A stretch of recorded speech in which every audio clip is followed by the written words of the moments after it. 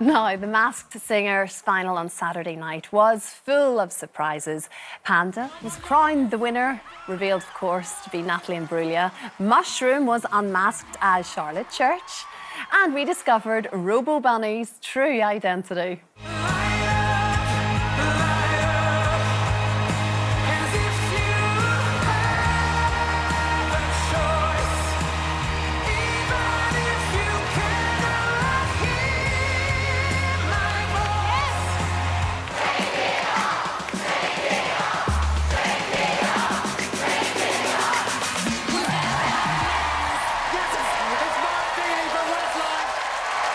Yes, Mark. Absolutely smashed it, buddy. Thank you. Such a soulful voice. Well done, Wheeler. I knew it. And Robo Bunny joins me now. Mark, it's so good to see you. I have goosebumps just listening to that song again. Mark, you were fantastic. What was the whole experience like to you? You must have been asked to take part in so many shows over the years. Why this one? Yeah, like in fairness, I think through the years, all of us lads in Westlife have, got phone calls about various shows. And obviously, some of us have gone on and done those shows. We have King of the Jungle. We have Nikki that was on Strictly and stuff like that. But for me, I don't know. I always just felt like, if the right opportunity and the right show came along that felt right for me, then, I would absolutely consider it. And it kind of didn't take me too long to say yes to The Masked Singer, to be fair, because I'd watched it already the couple of years before that. And I just felt like, because it was so focused on the voice and the vocals, and also the other element being that for the first time in 20 years, I could sing in front of millions of people and nobody was looking at me. And I found that idea very interesting, because in the past I had kind of struggled even at certain points with just self-confidence on the camera. I didn't like cameras being on me. It felt kind of heavy. And so it was an interesting experience to completely remove that element. And it gave me a new kind of confidence. But interestingly, when I took the mask off, the confidence stayed, So I kind of learned something from it, I suppose. Were you in charge of the bunny the whole way through? Yeah, so one of the most difficult things was there's so many layers to this, okay? So normally in the band or whatever, when I'm singing, I just have a microphone in my hand and I sing the song. With this, the costume itself is really heavy. You can see those shoulders. I mean, I've got like 2 glass houses on each shoulder. And there's timber in there and there's foam, but it was pretty heavy. But on top of that, I'm singing live in front of loads of people. Millions of people are watching. You've got the judges sitting there looking at you. There's so many elements that were not normally there. But then, on top of everything, I have a little mechanism, almost like the brake to a bike, in my hand. And I'm moving the bunny's mouth as well as singing at the same time. And I was also flipping my voice from robot voice to the high-pitched bunny voice. So I've never had that many elements to contend with. But, I just kind of, I embraced it. I treated it like I was playing a part in a show, and well, I mean, I literally was, but I didn't look at it as in, oh, I'm a celebrity in a suit. I kind of looked at it as in, right, I am now this character, I am a bunny and a robot mixed together as a hybrid, and we are in this world, You are as one, Mark. You really were. I mean, the whole show is shrouded in secrecy. They go to great lengths to keep you all very separate. How difficult was it for you to keep it a secret from your friends and your family and your bandmates, of course?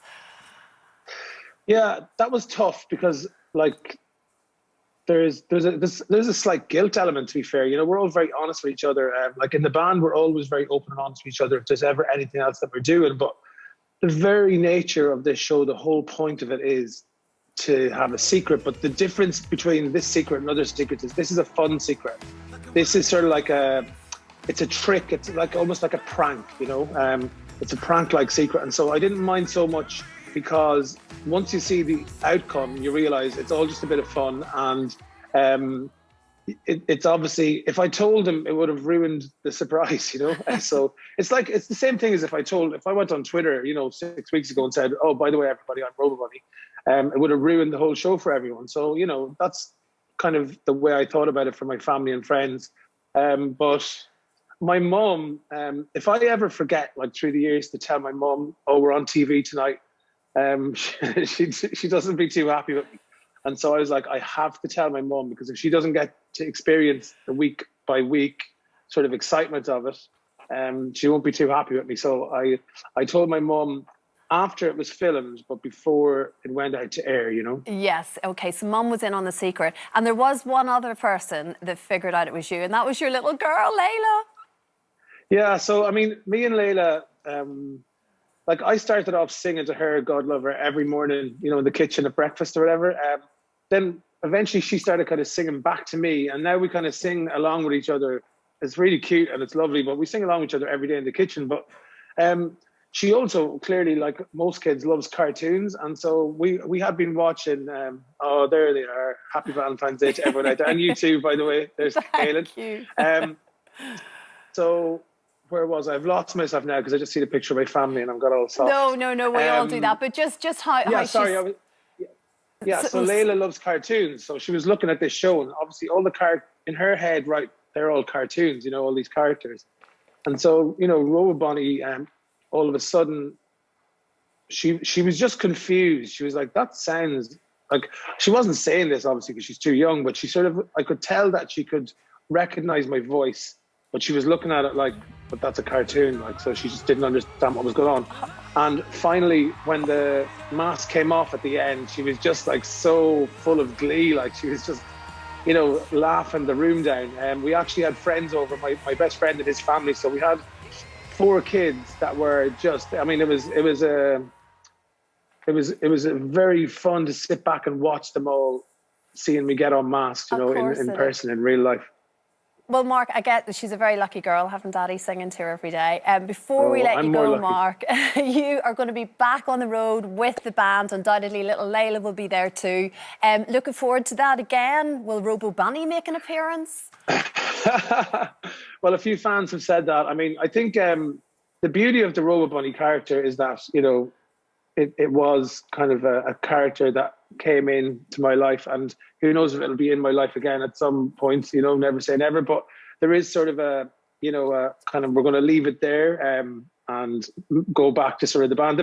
The beauty of the whole thing was that, you know, the band just came off a big world tour, and then I got to do Robo Bunny, and now we're going back on another world tour. So it just was something that I'd done for myself for a bit of fun in between the world tours, you know, with Westlife. But yeah, we can't wait to get back on tour. All the Westlife fans, a lot of them were guessing me from like day one on the show.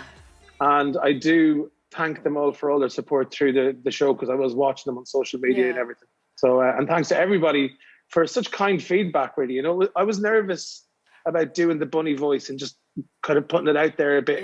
In terms of, you know, it's quite a daring move to do the 2 voices and everything. Of course it was. Well, Mark, you were just brilliant. I got a lot of support. It was fantastic. You were great up there. I will be seeing you when you're out on tour for about the 15th time, I think it is, I've seen Westlife. So we will catch up again soon. Great to see you. Lovely to talk to you. Thanks so much, Mark. See you soon. Happy Valentine's Day, everybody. Thank you. Still to come.